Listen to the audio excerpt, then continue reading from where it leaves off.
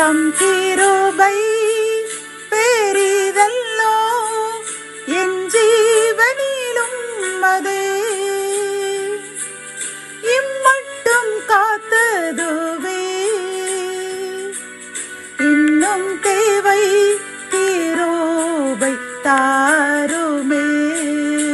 ஆண்டவரும் இரட்சகரும் ஆகிய இயேசு கிறிஸ்துவின் ஈடு இணையற்ற நாமத்தில் சேனைகளின் கர்த்தர் ஊழியத்தின் மூலம் 4/7/2024 இந்த நாள் உங்களுக்கும் உங்கள் சந்ததிக்கும் மிகுந்த ஆசீர்வதிக்கப்பட்ட நாளாக மாறப்போகிறது என்று மனதார வாழ்த்துகின்றேன்.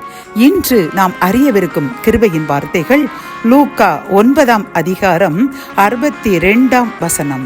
கலப்பையின் மேல் தன் கையை வைத்து பின்னிட்டு பார்க்கிற எவனும் தேவனுடைய ராஜ்யத்துக்கு தகுதியுள்ளவன் அல்ல. கத்தோலிக்க வேதாகமம் இவ்வாறு கூறுகின்றது. கலப்பையில் கை வைத்த பின் திரும்பி பார்ப்பவர் எவரும் இறை ஆட்சிக்கு உட்பட தகுதி உள்ளவர் அல்ல என்கின்றது. இன்று இந்த வசனத்தின் மூலம் கர்த்தர் நமக்கு கூறும் ஆலோசனையும் அறிவுரையும் என்னவென்றால், நாம் கர்த்தருக்கென்று அவருக்காக எப்படியாவது ஊழியம் செய்ய வேண்டும். அவருடைய ராஜ்யத்திற்கு நாம் அநேக ஆத்மாக்களை நாம் ஆதாயப்படுத்த வேண்டும். அவருக்கு மகிமையாக வாழ வேண்டும் என்று மிகவும் பிரயாசப்பட்டு கொண்டு இருப்போம். அப்படிப்பட்ட நேரங்களில் சாத்தான் நம்மை கோதுமையை புடைப்பதற்போல் புடைப்பதற்கு அந்த இயேசுவினிடம் பேதுருவை கேட்டுக்கொண்டது போன்று நம்மையும் அந்த பிசாசானவன் கர்த்தருடைய ஊழியத்திற்கு நம்மை தகுதியற்றவர்களாக ஆக்க வேண்டும், அந்த ஊழியத்தை தடை செய்ய வேண்டும் என்று எப்பக்கத்தில் இருந்தும் நமக்கு பெரிய போராட்டத்தை கொண்டு வருவான். நிந்தையும் அவமானத்தையும் கொண்டு வருவான். நோய்களையும் இழப்புகளையும் பணக்கஷ்டங்களையும் மனக்கஷ்டங்களையும் கொண்டு வருவான். ஆனால் நாம் அதை நாம் உடனே புரிந்து கொள்ள வேண்டும். இது சாத்தானுடைய சேட்டை. அவன் கர்த்தருடைய ஊழியத்தை தடை பண்ணுவதற்காக நம்மை இப்படி பலவீனப்படுத்துகின்றான். இறைவனை விட்டு பிரிக்க அவன் நம்மை கங்கணம் கட்டி கொண்டு அலைகிறான் என்று உணர்ந்து அதிகமாக போராட வேண்டும். அதிகமாக உபவாசித்து அவருடைய பாதத்தில் அமர்ந்து இவ்வகை பிசாசுகள் ஜெபத்தினாலும் உபவாசத்தினாலுமே அன்றி வேறு ஒரு காரியத்தினாலும் போகாது என்று கர்த்தர் சீசர்களுக்கு கூறினது போன்று நன்கு உபவாசித்து இறைவனுடைய பாதத்தில் அமர்ந்து நாம் ஜெபித்தோம் என்றால் அந்த பிசாசானவன் தோற்று போவான். கர்த்தர் நமக்கு ஜெயத்தை தந்து இன்னும் அதிகமாக ஆசீர்வாதங்கள் நம்மையும் நாம் சந்ததியும் நிரப்புவேன் என்று வாக்குத்தத்தம் கொடுக்கின்றார். என் அன்பு சகோதரனை சகோதரியே, ஆகவே இப்பொழுது கூட நாம் அநேக போராட்டங்களினால் பாடுபட்டு கொண்டிருக்கின்றோம் அல்லவா? இது எதற்கு? கர்த்தரை விட்டு பிரிப்பதற்காக சோர்வுகள், அசதிகள், பலவீனங்களை ஏற்படுத்தி நம்மை தூங்க வைத்து கர்த்தரை விட்டு பிரிப்பதற்காக அந்த சாத்தானுடைய தந்திரம் என்று உணர்ந்து அதிகமாக நாம் ஜெபிக்க வேண்டும், அதிகமாக உபவாசிக்க வேண்டும், அதிகமாக பரிசுத்தமாக இருக்க வேண்டும். அப்படி நாம் இருக்கும் பொழுது அந்த சாத்தான் நம்மை விட்டு ஓடி போவான். இதற்கு பெரிய எடுத்துக்காட்டு யோபு. பார்த்தீர்களா? அந்த யோபை அந்த சாத்தான் எவ்வளவு சோதித்தான்.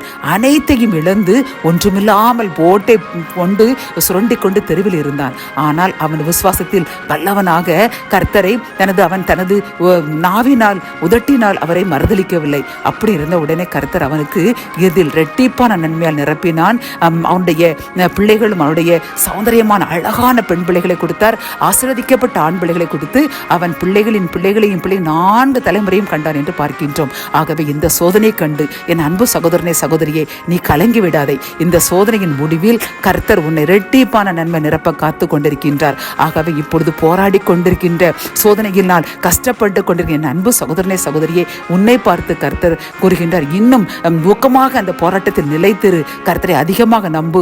உன்னுடைய முன்னிலைமை காட்டிலும் பின்னிலைமை இரட்டிப்பான நன்மையால் நிறைய போகிறது என்று கர்த்தர் வாக்கு கொடுக்கின்றார்.